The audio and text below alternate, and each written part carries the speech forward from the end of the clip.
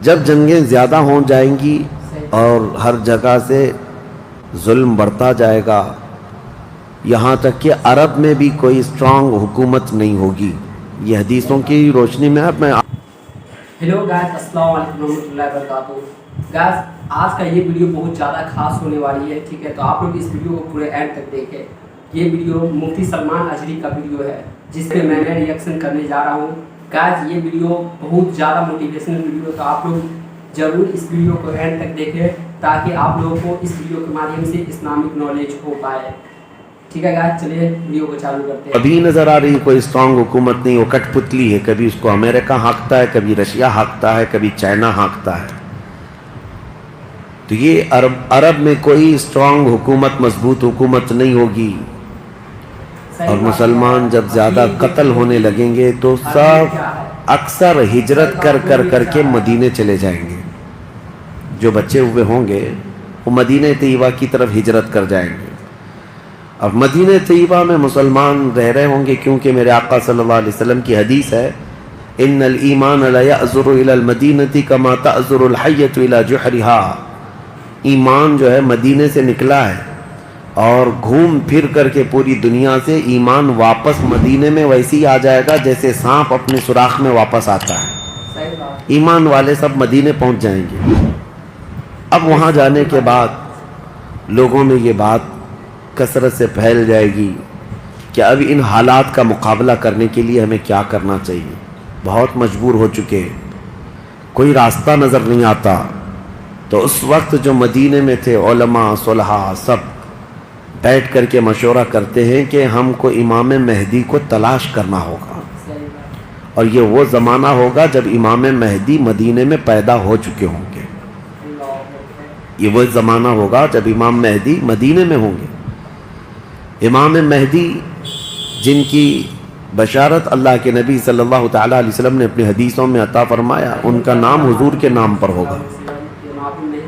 ان کا نام محمد ہوگا اور ان کے والد کا نام بھی حضور کے والد کے نام پر ہوگا. اور اللہ کریم کی طرف سے بھیجے جانے والے اس روئے زمین کے وہ آخری خلیفہ راشد ہوں گے. مدینہ طیبہ میں وہ ہوں گے لیکن وہ اپنے آپ کو چھپا کر کے رہ رہے ہوں گے. اب لوگ جب انہیں تلاش کرنے ہوں گے، اس دوران کئی جھوٹے مہدی بھی تیار ہوں گے، کیونکہ امام مہدی کا چیپٹر سب نے پڑھا ہے. جھوٹے مہدی دعویٰ کریں گے لیکن مار کھائیں گے، مریں گے، جیلوں میں جائیں گے. یہ جھوٹے مہدیوں کا یہی ہوتا رہے گا. امام مہدی اپنے آپ کو چھپا رہے ہوں گے کہ کہیں لوگ مجھے پکڑ کر حاکم نہ بنا لیں، امام نہ بنا لیں. اب لوگ جب تلاش زیادہ کر دیتے ہیں تو پھر امام مہدی کو کچھ لوگ مدینہ طیبہ میں پہچاننے لگتے ہیں. تو امام مہدی مدینہ چھوڑ کر مکہ آ جاتے ہیں، مکہ ہجرت کر کے آ جاتے ہیں. اپنے آپ کو چھپا کر کے رہ رہے تھے مکہ مکرمہ میں. یہی رمضان کا موقع، وہ خانہ کعبہ کا طواف کر رہے ہوں گے، حجر اسود کے قریب لوگ. اچھا یہ بھی میں بتا دوں، جتنے دنیا میں ابدال، اقطاب، اولیاء ہوں گے وہ سب ہجرت کر کے اس وقت مکہ میں پہنچے ہوں گے. مکہ میں سارے اولیاء ہوں گے اس وقت. اور طواف کے دوران سب لوگ پہچان لیں گے امام مہدی کو اور ان کو پکڑ لیں گے اور ان کا ہاتھ پکڑ کر سارے لوگ کہیں گے اب ہم آپ کے ہاتھ پر بیعت کرتے ہیں، آپ امام برحق ہیں اور آپ ہمارے حاکم ہو جائیں. امام مہدی منع کر رہے ہوتے ہیں، اسی وقت آسمان سے ایک آواز آتی ہے. اس آواز میں خاص یہ کہا جاتا ہے ھذا خلیفۃ اللہ المہدی، یہ اللہ کا خلیفہ مہدی ہے. اس آواز کو سن کر سب ٹوٹ پڑتے ہیں. امام مہدی سب کو بیعت کرتے ہیں، پھر واپس یہی قافلہ لے کر مدینے پہنچتے ہیں روضہ رسول پر. میرے آقا صلی اللہ تعالیٰ علیہ وسلم کی بارگاہ میں جب پہنچتے ہیں تو اہل مدینہ بھی ان کے ہاتھ پر بیعت کرتے ہیں اور ایک پوری فوج تیار ہوتی ہے. یہ انقلاب کا دور ہے.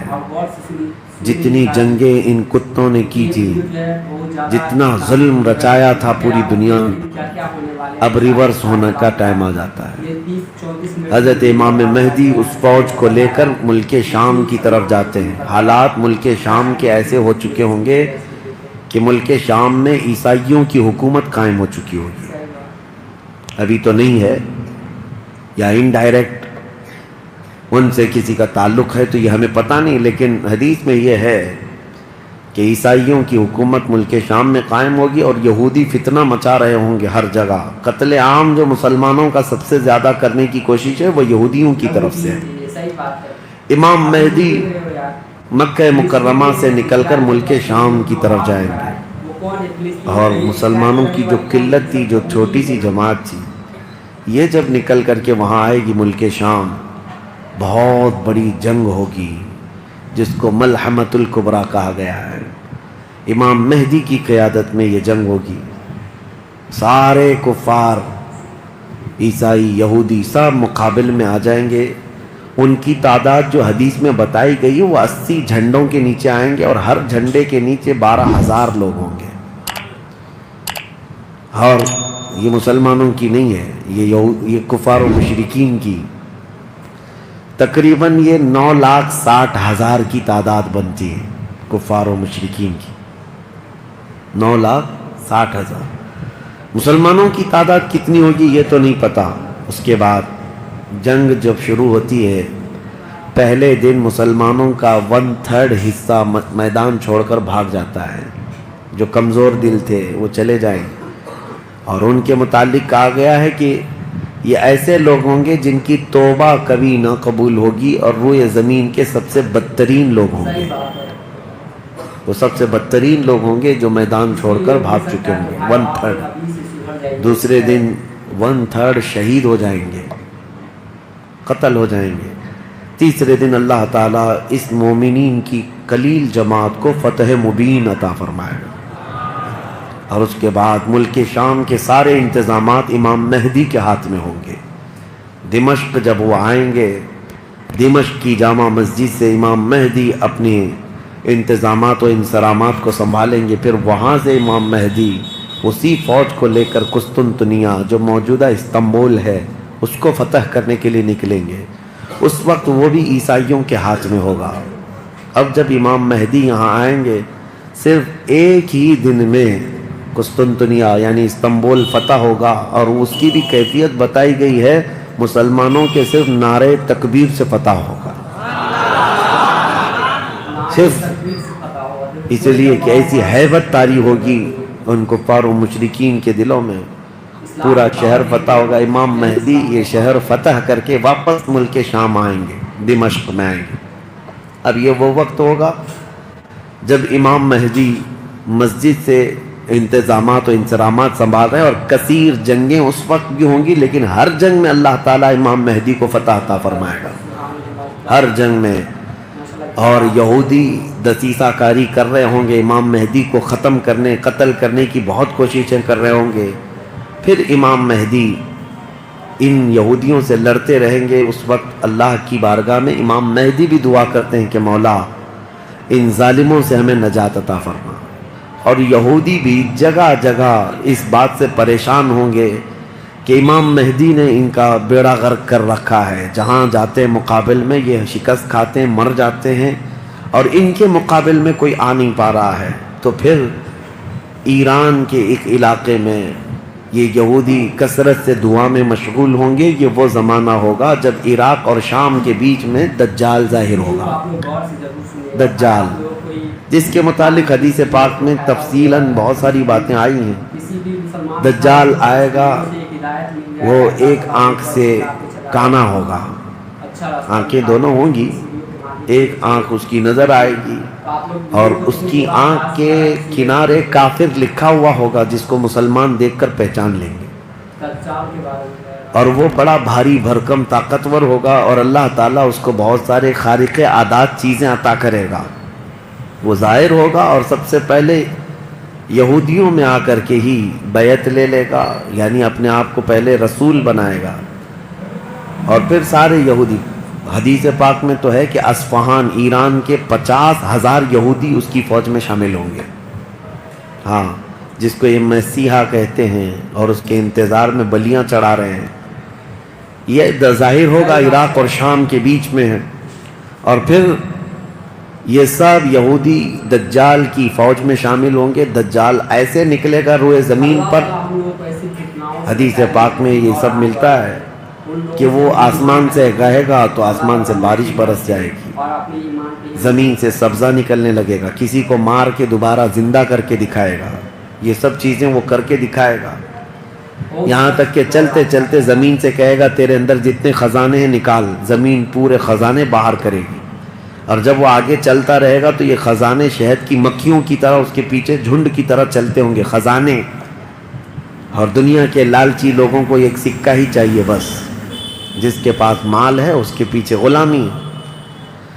بہت بڑا فتنہ ہوگا، بہت بڑی آزمائش ہوگی، لیکن جو ایمان والے ہیں حدیث میں ہے اس دن بھی وہ نہیں بہکیں گے، اس دن بھی وہ نہیں بہکیں گے، وہ غضب کا ایمان ہوگا ان لوگوں کا۔ حضور صلی اللہ تعالیٰ علیہ وسلم نے فرمایا دجال کے فتنے سے مقابلہ کرنے والے جو مومن ہوں گے نا، اس کا فتنہ دیکھ کر کے بھی ایمان پر قائم ہوں گے، ان کے لیے حضور نے فرمایا وہ بغیر حساب کے ہی جنت میں جائیں گے، ان کا حساب نہیں ہوگا، وہ بنا حساب کے جنت میں جائیں گے۔ تو دجال روئے زمین پر گھوم رہا ہوگا اور فتنہ مچا چکا ہوگا، پہلے تو رسول کہتا رہا، اس کے بعد پھر خدائی کا دعویٰ کرے گا کہ میں خدا ہوں۔ اس کی خدائی کو ماننے والے وہ یہودی بھی ہوں گے، عیسائی بھی ہوں گے، بہت سارے مسلمانوں میں بھی گمراہ ہو چکے ہوں گے، جن کا پہلے سے ایمان مضبوط نہیں تھا وہ اس کے پیچھے چل پڑیں گے، وہ ہزاروں کی تعداد میں لوگوں کو کافر بنا چکا ہوگا۔ میرے عزیزو، دجال تو بہت بڑی بڑی چیزیں دکھا رہا ہے، آسمان سے بارش برسا کر کے، زمین سے سبزہ اگا کر کے، اور اس وقت کئی لوگ گمراہ ہو جاتے ہیں۔ یہاں تو چھوٹی موٹے باباؤں کے پیچھے گمراہ ہوتے ہیں، آج تو چٹی نکال کر دکھا رہا ہے بابا، تو بھیڑ لگ چکی ہے کہ تم کیا کھائے ہو، کیا پیے ہو، کیا سوچ رہے ہو، چٹی میں نکال کر کے دکھاؤں گا۔ چٹی والے بابا کے پیچھے ہی ہزاروں چلے جاتے ہیں، تو دجال والے بابا کے پیچھے کتنے جائیں؟ لیکن حدیث پاک کی روشنی میں مفسرین نے، محدثین نے فرمایا کون لوگ اس دن محفوظ رہیں گے، کون لوگ اس دن محفوظ رہیں گے؟ دجال کی شکل جیسی بھی ہو، لیکن وہ جو چیزیں خارق عادات دکھا رہا ہوگا لوگ اچنبے سے دیکھ رہے ہوں گے۔ اچھا ایک بات اور بھی بتا دوں، آپ گھر میں بیٹھے ہوں، کوئی مسجد میں ہوں گے، شور آئے گا کہ وہاں پر خدا اتر پڑا ہے، نعوذ باللہ من ذالک، اور عجیب و غریب چیزیں دکھا رہا ہے، آسمان کو کہہ رہا ہے تو آسمان بارش برسا رہا ہے، زمین کو کہہ رہا ہے تو زمین خزانے نکال رہی ہے۔ کچھ لوگ جو گھر میں بیٹھے ہوں گے، توجہ یہ بہت اہم بات کہہ رہا، کہیں محفل میں ہوں گے، مسجد میں ہوں گے، جب یہ شور آئے گا تو کچھ کہیں گے کہ چلو ہم بھی جا کر دیکھ کے آتے ہیں، تو کچھ لوگ یہ کہہ کر کے اٹھیں گے اور جا کر کافر ہو جائیں گے، اور کچھ لوگ وہ ہوں گے جو جیسے سنیں گے اپنے آپ کو گھر میں ایسے مضبوط بند کر لیں گے کہ ان کو ہوا آنے کی بھی خواہش نہ رہے، اس طرح اپنے آپ کو محفوظ کر لیں گے۔ اور بزرگوں نے لکھا ہے کہ اس وقت اس کے فتنے عروج پر ہوں گے، لوگوں میں صرف اور صرف چرچا یہی ہوگا۔ اسی لیے میں اکثر یہ میڈیا کو دجالی میڈیا کہتا ہوں، اس کی وجہ یہی ہے کہ دجال کے آدھے سے زیادہ کام یہ میڈیا والے کرتے ہیں، سب جگہ پھیلائیں گے افواہیں اور جھوٹ کو سچ کر کے دکھاتے رہے، سچ کو جھوٹ کر کے دکھاتے رہے، یہ میڈیا یہی سب کام کرتی رہے گی۔ اس وقت کون لوگ محفوظ رہیں گے؟ بزرگوں نے لکھا ہے دجال کے قریب بھی جائے گا کوئی بندہ، لیکن اس کو دیکھ کر نہیں گمراہ ہوگا، تو یہ کون ہوگا؟ جس کا سینہ حضور کی محبت سے بھرا ہوگا، یہ وہی ہوگا، یہ وہی ہوگا جس کے لیے اعلیٰ حضرت نے فرمایا نا، تیرے قدموں میں جو ہیں غیر کا منہ کیا دیکھیں، حضور کے قدموں میں جو پڑے ہیں وہ غیر کا منہ کیا دیکھیں، کون نظروں میں جچے دیکھ کے تلوا تیرا۔ اب یہ دجال گھومتا ہوا جب فتنہ بہت برپا کر چکا ہوگا، مکہ جائے گا، پہلے یہ یمن جائے گا، یمن میں بھی بہت فتنہ پھیلائے گا، اس کے بعد پھر مکہ آئے گا، مکہ کی سرحدوں کو اللہ تعالیٰ فرشتوں سے محفوظ کر رکھا ہوگا، فرشتے اسے داخل ہونے نہیں دیں گے، ماریں گے، اور داخل نہیں ہو سکے گا. پھر مدینہ جائے گا. مدینہ طیبہ اپنی پوری فوج لے کر کے داخل ہونے کی 2 شہروں کے علاوہ پوری دنیا کے ہر شہر گھومے گا. ہر شہر گھوم چکا ہوگا 2 شہروں کے علاوہ، مکہ مکرمہ، مدینہ طیبہ. مدینہ طیبہ کے سرحد پر آئے گا، وہاں پر بھی اللہ کے فرشتے پہرا دے رہے ہوں گے. میرے مصطفیٰ کا شہر ہے، دجال نہیں آ سکتا. لیکن اس کا شہرہ جب مدینے کے باہر بہت پھیل چکا ہوگا، مقام جرف ایک جگہ ہے، وہاں تک وہ پہنچ چکا ہوگا جہاں آج بادشاہ نے ایک پیلس بنایا ہوا ہے. ان لوگوں نے ایک پیلس بنا کر رکھا ہے وادی جرف پہ. وہاں تک پہنچے گا تو مدینہ طیبہ کے ایک عالم وہ جائیں گے، اس سے مناظرہ کریں گے، ڈیبیٹ کریں گے. صرف مناظرے کے کرنے کی وجہ سے اس عالم دین کو وہ قتل کر دے گا. قتل کر کے اس کے بعد پھر ان کو دوبارہ زندہ کرے گا، اور اس کے بعد کہے گا کہ دیکھا میری طاقت. اس عالم دین کا کہنا ہوگا اب تو مجھے تیرے دجال ہونے پر اور زیادہ یقین ہو گیا، اس لیے کہ میں نے میرے مصطفیٰ سے سنا ہے. وہ مار کر کے دوبارہ زندہ کرے گا. اور اس عالم کا دوسرا چیلنج یہ ہوگا کہ میں نے اپنے حبیب سے ایک اور بات سنی ہے، اب کی بار اب تو مار کر کے دکھا. دوسری بار حدیث پاک میں ہے دوسری مرتبہ اس عالم کو قتل کرنے کی 1000 کوشش کرے گا لیکن مار نہیں سکے گا. وہ عالم ربانی بیان کریں گے، اللہ کے نبی صلی اللہ علیہ وسلم کی بیان کی ہوئی علامات یہی ہیں. ایک بار قتل کر کے اٹھائے گا لیکن دوبارہ وہ مار نہیں سکے گا. یہ فتنہ پھیلا ہوگا دجال کا. اور یہ گھومتے پھرتے ملک شام پہنچے گا جہاں امام مہدی ہوں گے. امام مہدی یہودیوں سے جنگ کرتے کرتے اور دجال کے فتنوں سے فیس کرتے کرتے وہاں پر ہوں گے ملک شام میں، دمشق میں. دعا کر رہے ہوں گے اللہ ان کے فتنوں سے بچا. ایک عصر کی نماز ہوگی، جب امام مہدی نماز کے لیے جا رہے ہوں گے، 2 فرشتوں کے پروں پر ہاتھ رکھتے ہوئے سیدنا عیسیٰ علیہ السلام اتر جائیں گے. حضرت عیسیٰ علیہ السلام اب بھی باحیات ہیں آسمانوں پر. اللہ کریم ان کو اتارے گا، وہ آئیں گے. حضرت امام مہدی فوراً ہی حضرت عیسیٰ علیہ السلام کو پہچان لیں گے اور آپ کا ہاتھ پکڑ کر کے وہ لائیں گے. اور امامت کے لیے جب وہ آگے بڑھائیں تو عیسیٰ علیہ الصلوۃ والتسلیم نماز نہیں پڑھاتے. امام مہدی سے کہتے ہیں امام آپ ہی ہوں گے، حاکم آپ ہی ہوں گے، منتظم آپ ہی ہوں گے. اب عیسیٰ علیہ السلام یہ بیان فرمائیں گے میں تو صرف اور صرف دجال کے قتل کے لیے آیا ہوں. اس کے بعد امام مہدی نماز سے فارغ ہو کر اللہ کا شکر بجا لائیں گے. پھر یہ عیسیٰ علیہ السلام کی معیت میں جیسی باہر نکلیں گے، حدیث پاک میں ہے عیسیٰ علیہ السلام کی سانس یا ان کی خوشبو جہاں تک جائے گی دجال اتنا تیز پگھلتا چلا جائے گا، قریب نہیں آ پائے گا. اب وہ ادھر ادھر بھاگا بھاگا پھر رہا ہوگا عیسیٰ علیہ السلام کے خوف سے. عیسیٰ علیہ السلام جس وقت آئیں گے وہ سنہرا دور حدیث پاک میں ہے.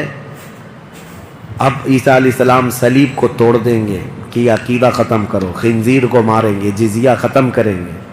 اور اس کے بعد عیسیٰ علیہ السلام اس ملعون دجال کو بھگاتے بھگاتے مقام لد پر لے جائیں گے جو آج اسرائیل میں ہے. وہاں تک لے کر جائیں گے مقام لد پر. عیسیٰ علیہ السلام اس کو اپنے تیر سے ماریں گے، ختم ہو چکا ہوگا. دجال کے جتنے ہمراہی تھے ان کو بھی عیسیٰ علیہ السلام ختم کر دیں گے. اب جب واپس عیسیٰ علیہ السلام دمشق پہنچیں گے ملک شام تو حدیث پاک میں پوری روئے زمین پر ایک بھی کافر نہیں ہوگا، جو ہوگا وہ مسلمان ہوگا. یہ وہ وقت ہے جس کا وعدہ اللہ نے قرآن میں فرمایا هو الذی ارسل رسولہ بالہدی ودین الحق لیظہرہ علی الدین کلہ.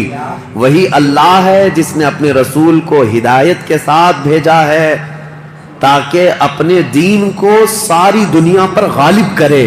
اب تک یہ دین پوری دنیا پر نہیں غالب آیا، لیکن وہ دن ہوگا جب عیسیٰ علیہ السلام تشریف لائیں گے روئے زمین پر.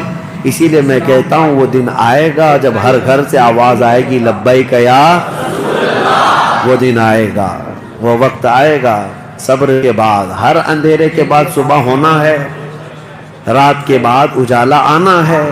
ہاں آج جو حالات ہیں انشاءاللہ العزیز کچھ دیر کی خاموشی ہے، پھر شور آئے گا۔ آج کتوں کا وقت ہے، کل ہمارا دور آئے گا انشاءاللہ العزیز۔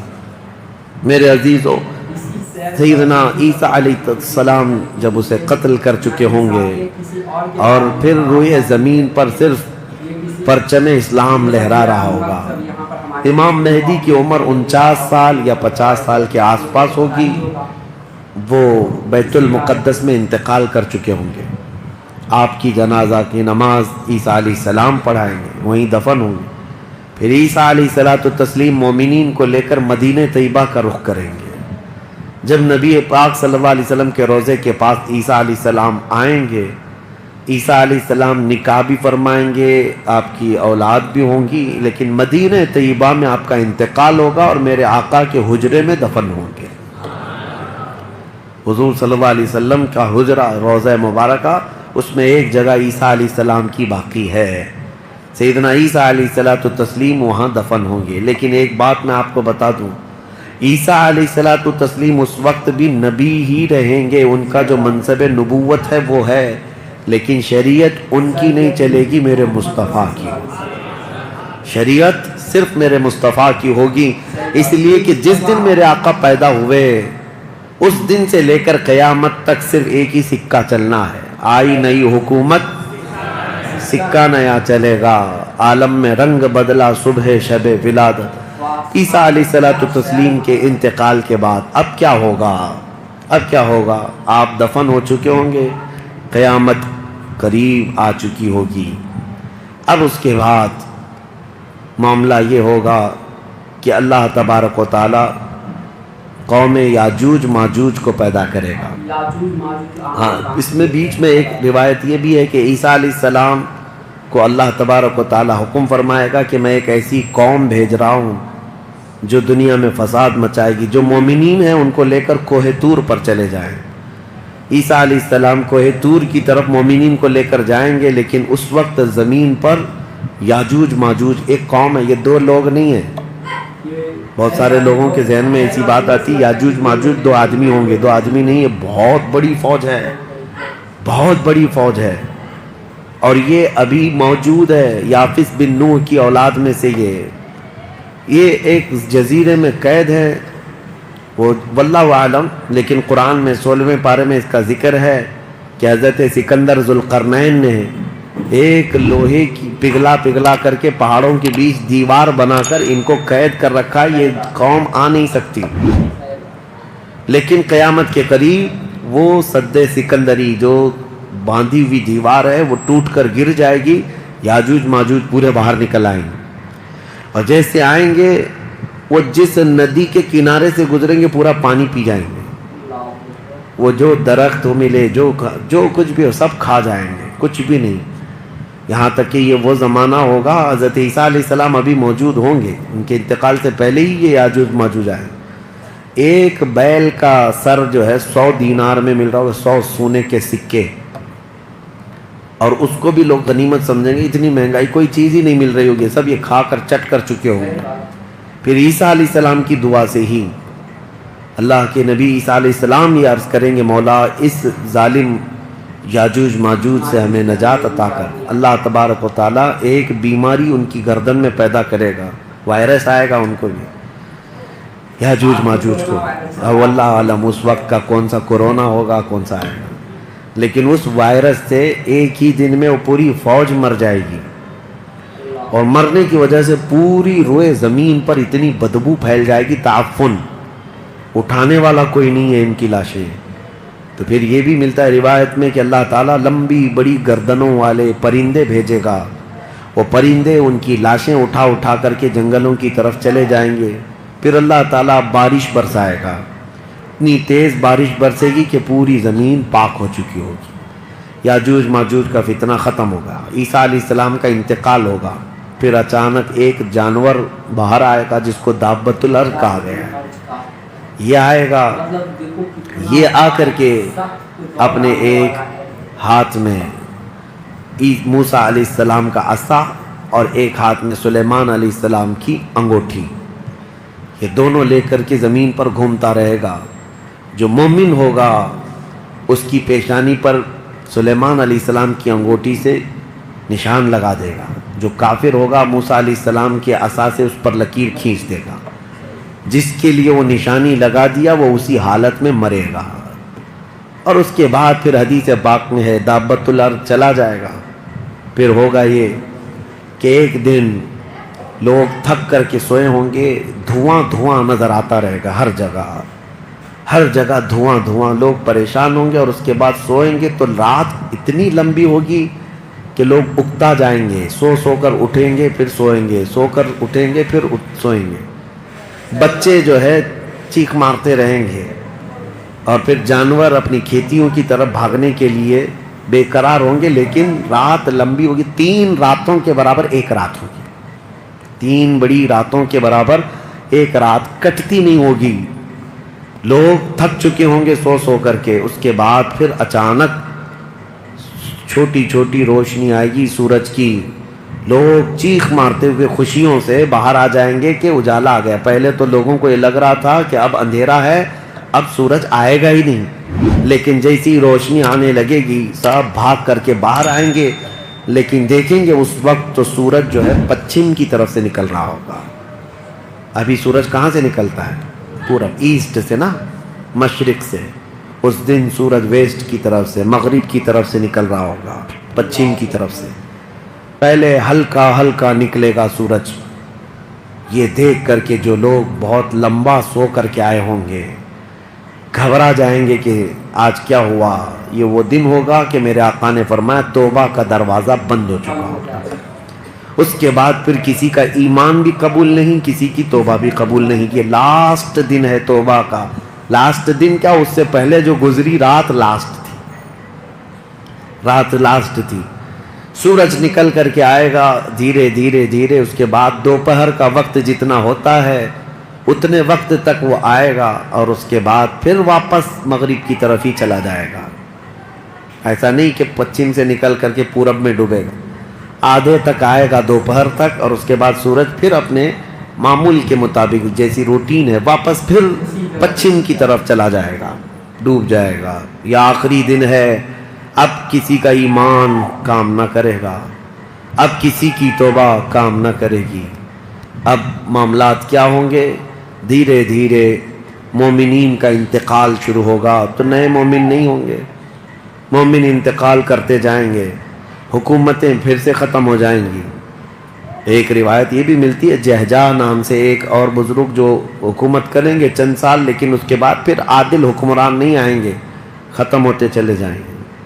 اب مسلمانوں کی تعداد جب گھٹنے لگے گی تو پھر بے حیائی بہت بڑھ جائے گی، اتنی کہ کھلے عام زمین پر سب کچھ ہونے لگے گا، ننگا پن، جانوروں کی طرح لوگ زنا کرتے رہیں گے، سڑکوں پر، روڈوں پر، راستوں پر سب کھلے عام گناہ ہو رہے ہوں گے، بے حیائی بڑھ چکی ہوگی۔